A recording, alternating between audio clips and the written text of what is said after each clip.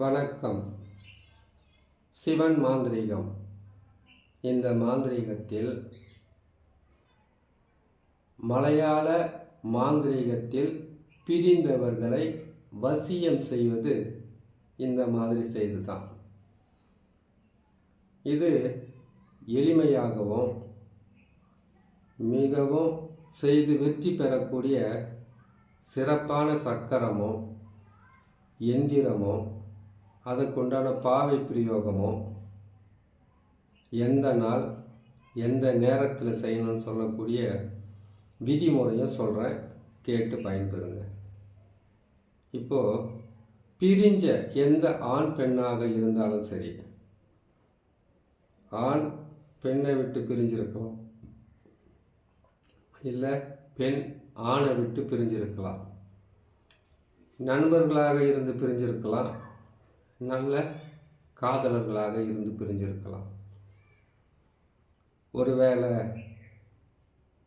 தினமும் ஒருத்தர் உங்களுக்கு நல்லது செய்துக்கிட்டு இருந்து நல்ல வழியில் உங்களை கொண்டு போய்கிட்டு இருந்து அவங்கள மற்றவங்க யாராவது பிரித்து கூட்டிகிட்டு போயிருந்தால் கூட அந்த பிரிவினிலிருந்து காப்பாற்றி உங்களுக்கு வசியம் செய்து கொடுக்கக்கூடிய ஒரு நல்ல சக்கரமோ அதை செய்யக்கூடிய நாளும் அது எப்படி செய்யணுன்ற முறையும் இப்போ சொல்கிறேன், நீங்கள் செய்துக்கலாம். முதல்ல பிரிஞ்சவர்களை வசியம் செய்யணும்னு கேட்டிங்கன்னாக்கா, பிரிஞ்சவங்க சும்மாவே யாரையும் விட்டு பிரிஞ்சு போக மாட்டாங்க. அதுக்கு சில காரணம் இருக்கும்.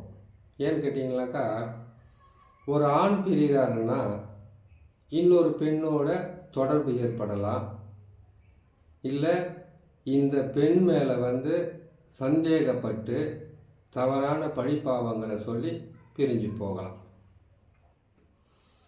இல்லை அப்பா அம்மா இந்த ஆண் பெண் ஒன்றா இருக்கக்கூடாதுன்னு எத்தனையோ காரணம் இருக்குது. அந்த காரணத்தில் ஏதாச்சும் ஒரு காரணத்தை வச்சுக்கிட்டு பிரிச்சிருக்க வாய்ப்பு இருக்குது.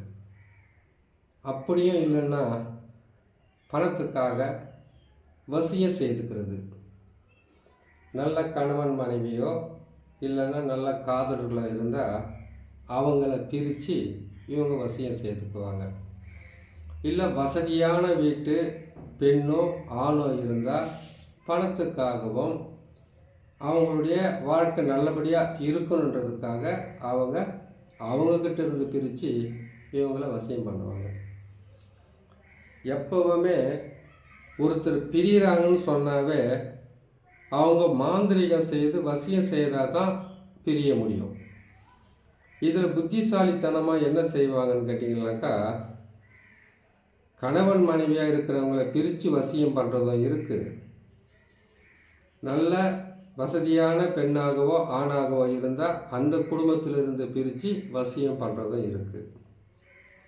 பிரித்து தான் வசியம் செய்ய முடியும். ஒரு மாந்திரிகம் செய்து வசியம் செய்யணுன்னாவே, பிரிஞ்சவங்களை வசியம் செய்கிறதுன்னா முதல்ல பிரிக்கணும், அதுக்கப்புறம் தான் அவங்க வசியம் செய்ய முடியும்.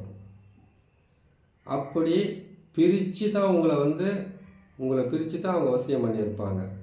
அதுக்கு நாம் என்ன செய்யணும், அவங்கள பிரித்து தான் நீங்கள் வசியம் செய்யணும். இதில் ஒரு கேள்வி வரும், என்னன்னு கேட்டிங்கனாக்கா, அவங்கள பிரித்து நாம் வசியம் செய்கிறோம், திரும்பவும் இங்கிருந்து பிரித்து அவங்க வசியம் செய்துக்க மாட்டாங்களா என்ற கேள்வி வருது இல்லையா? கண்டிப்பாக செய்வாங்க, செய்யாமலாம் இருக்க மாட்டாங்க. ஏன்னு கேட்டிங்கனாக்கா, அவங்கக்கிட்ட இருந்த உதவியோ இந்த காலத்தில் எதுவுமே இல்லாமல் ஒருத்தரை வசியம் செய்து வச்சுக்கிறாங்கன்னு கேட்டிங்கனாக்கா, அதுக்கு எந்த காரணமும் இருக்காது. ஏதோ ஒரு காரணம், முன்பகையாக இருக்கலாம், பணத்துக்காக சொத்துக்காக, நல்ல வேலையில் இருக்கிறவங்க, வசதி வாய்ப்புகள் இருக்கிறவங்க, இல்லை ஆள் பலம், இப்படியெல்லாம் ஏதாச்சும் ஒரு நல்லதுக்காகத்தான் அவங்க ஒரு குடும்பத்திலேருந்து பிரித்து இன்னொருத்தரை வசியம் செய்துக்குவாங்க. அப்படி வசியம் செய்திருக்கிறாங்க வசியத்தில் அவங்க சிக்கியிருக்கிறாங்கன்னு கேட்டிங்கனாக்கா இது மட்டும் காரணமாக இருக்காது. வசிய மருந்தும் ஒரு காரணமாக இருக்கும், வசிய மையம் ஒரு காரணமாக இருக்கும். இப்போது நீங்கள் பார்க்குறவங்களுக்கு இதை நீங்கள் அறுகோண சக்கரம் தான் தெரியும். இதுதான் ஆணும் பெண்ணும் சேர்ந்து இருக்கக்கூடிய வசிய சக்கரம். இந்த சக்கரத்துக்கு உள்ள நாற்கோணத்தை போட்டால் அது ஒரு மாந்திரிகமாக வரும், முக்கோணத்தை போட்டால் அது ஒரு மாந்திரிகமாக செயல்படும். இந்த சக்கரத்தை சுற்றி விந்துவெணு வட்டமிட்டால் அது ஒரு மாந்திரிகமாக வரும்.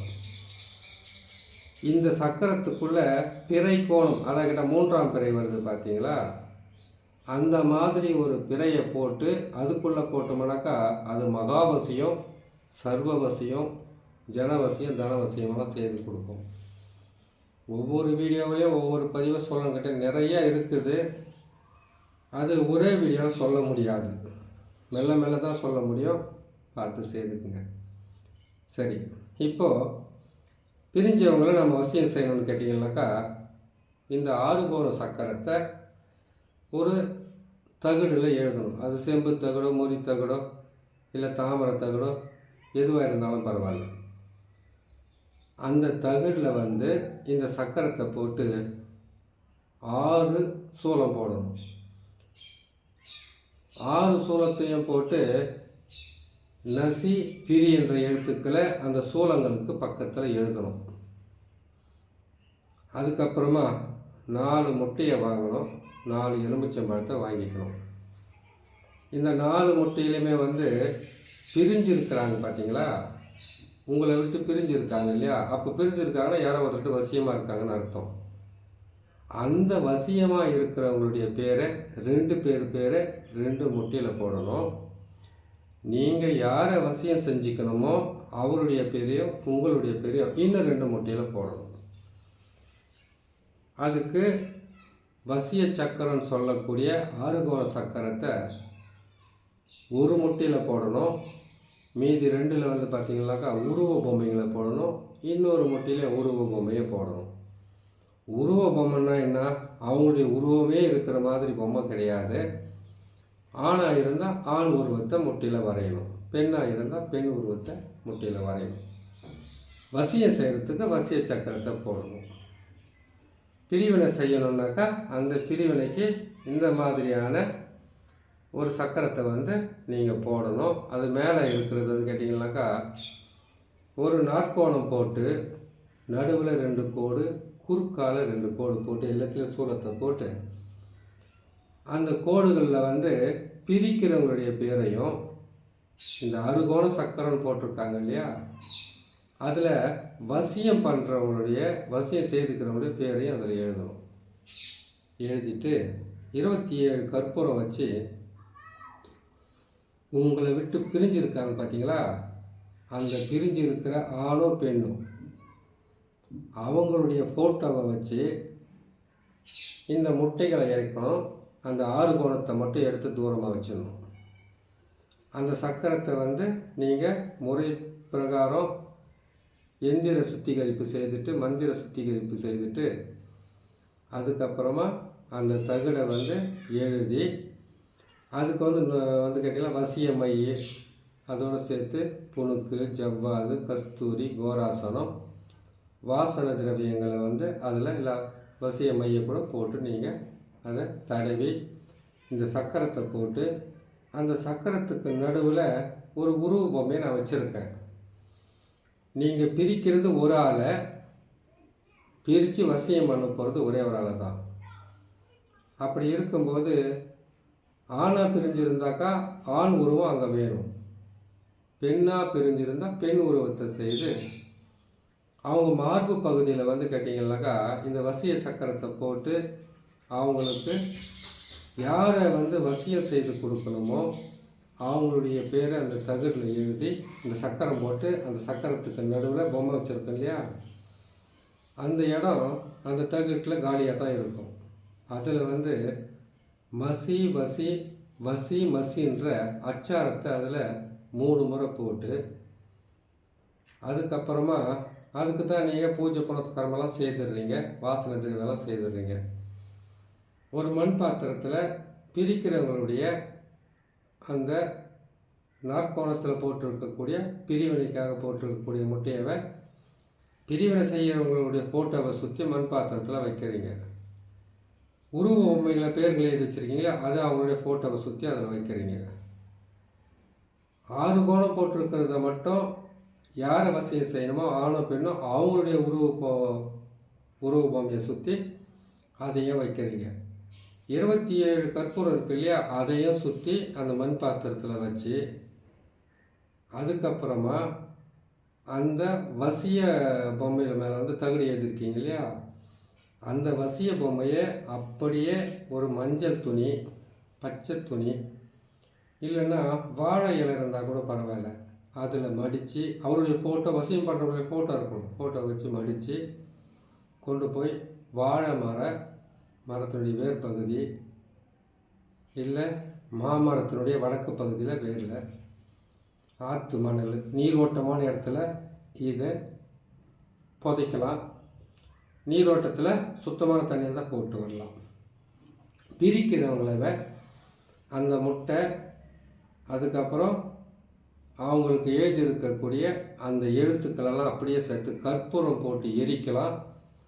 இல்லை அந்த பிரிவினை செய்கிற 2 ஆண் உருவம் பெண் உருவம் அதுக்கப்புறம் நாற்கோணம் போட்டு நடுவில் வந்து 2 கோடு குறுக்கால 2 கோடு போட்டு சூளை போட்டிருக்கு, அதில் பேர் எழுதுங்க இல்லையா, அதை அப்படியே கொண்டு போயிட்டு சாக்கடை தண்ணி, அது ஓடுற தண்ணியாக இருக்கக்கூடாது, ஒரே இடத்துல நிற்கிற தண்ணியாக இருக்கணும். அந்த சாக்கடை தண்ணியில் வந்து ஒரு பிளாஸ்டிக் கவரில் இது எல்லாமே போட்டு இறுக்கி கட்டி அதை வந்து சாக்கடை நீரில் வந்து தேங்கி இருக்கக்கூடிய நீரில் போட்டுட்டிங்கன்னாக்கா எப்பவுமே துர்நாற்றம் வீசக்கூடிய இடத்துல யாரும் இருக்க மாட்டாங்க, தூரம் போவாங்கிறது எல்லாருக்குமே தெரியும்.